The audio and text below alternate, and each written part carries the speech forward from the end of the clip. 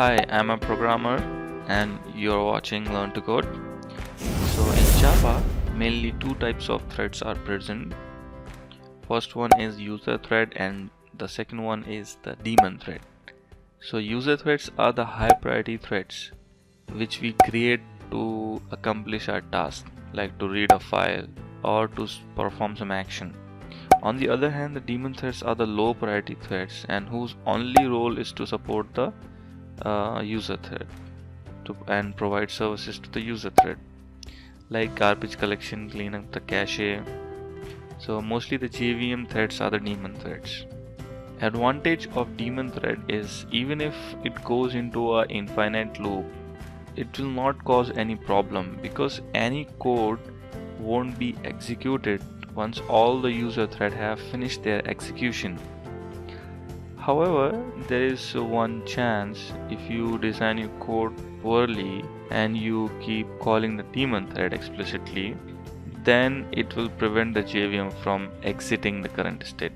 Let's jump into the coding and see it in action to understand more about it. So please be sure you subscribe to my channel as I upload new tutorials every week. So let's create a new class and let's name it reading file daemon task, and let's implement the runnable interface on this class and override the run method. Now inside this run method we will write the logic of reading from this computer. Okay, now before that we are going to write one more method, private void and print file content, and we'll pass the line to be printed onto the console. So this why I'm writing to print onto the console. So system.out.println, and then we'll pass each line. So let's write the logic of reading a file from this computer. String file path equals to location of the file. So let's go to the location and let's copy paste this path of this course topic file. So let's go back and paste it. Course topic.txt, course topics.txt text file. Now let's use the stream API to read our file. As we are using a Java 8, so we will utilize this stream API. So stream of a string type stream equals to, okay, let me import this first from the java util.stream package import. Alright, now files dot lines, it will read lines from where the paths dot get, and we will pass the location of the file inside the get method. So let's pass this file path from this line number 7, and we see the files have the error. Okay, let me import this file class also. So let's say, okay, we can also import by alt plus enter. Okay, we have some error. Okay, it's expecting an import output exception, so let's add this catch block and let's arrange it a little bit. Okay, looks good now. Here I'm gonna write stream dot for each. So for each will help us to perform each and every action for particular value. So let me create a new instance of reading file daemon task, and I'm gonna call the print file content method here. We created below. So basically this is a way of calling a method in Java 8, and this is called as method reference. So let's go back to the main class and create an instance of reading file daemon task, and let's name it read t1. Let's copy paste it and make it read t2. Now here let's create a new thread. So thread, and name it runnable thread 1, as we need to. So new thread, and then runnable thread 1 dot set daemon. Now this is important, we are mentioning it true, so this is going to make this thread runnable as a daemon thread. So let's write runnable dot start and set the name of the thread with the set name method. So as you know that start method will invoke this thread. Let's copy these lines and paste it again to create one more thread.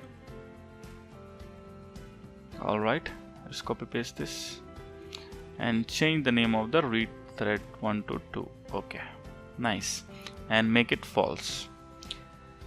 And you know what, the default value of this setDaemon thread is false, so if we don't set it, it is false. So let's remove this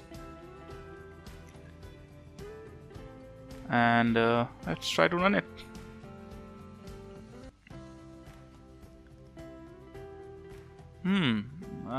We don't see any output here.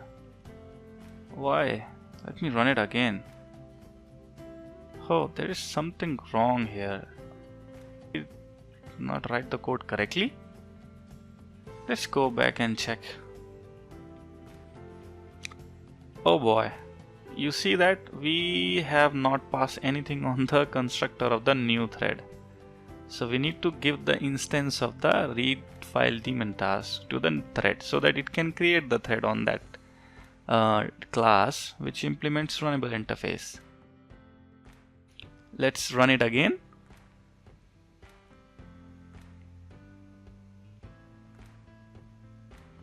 Nice, so now we have the output, but hey, we don't see anything, right? Which thread and which thread is daemon and which thread is not. But it prints the output 2 times, right? So let's go back and fix this also. Let's go back. Oh, we missed to print the thread name. So thread dot current thread dot get name. So by this we will get the current thread name. Let's separate it with the colon. Okay. We have extra operator. Okay, let's remove one. It looks nice now. Let's go back and run it again. Okay, let's run it.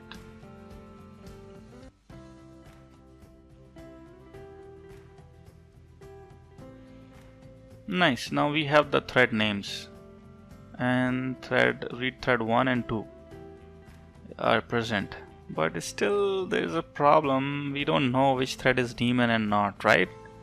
So how do we know this? Let's go back to the code and make few modification, actually one modification. Let's go back and make it and we'll just make it a change here. So let's say string thread type equals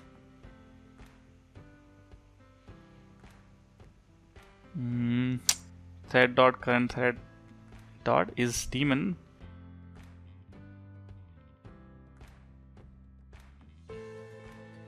and it's gonna give us a boolean. So okay, no, I'm not gonna change it. I'm just going to use a operator, ternary operator, and we'll assign a name, right? So daemon. If it is true, I'm gonna say daemon, and if it is false, then I'm gonna make okay, now let's make it user, and let's pass this thread type to the out system out.println. Okay, let's add one more separate column. Now it looks beautiful. Let's run it again and see the output.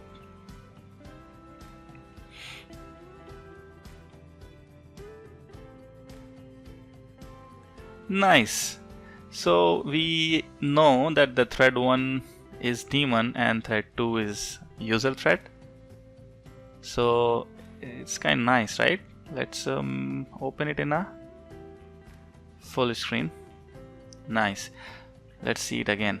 Read thread 2 and read thread is a user thread, and read thread 1 as we can see, is a daemon thread. Let's run it again. Yeah.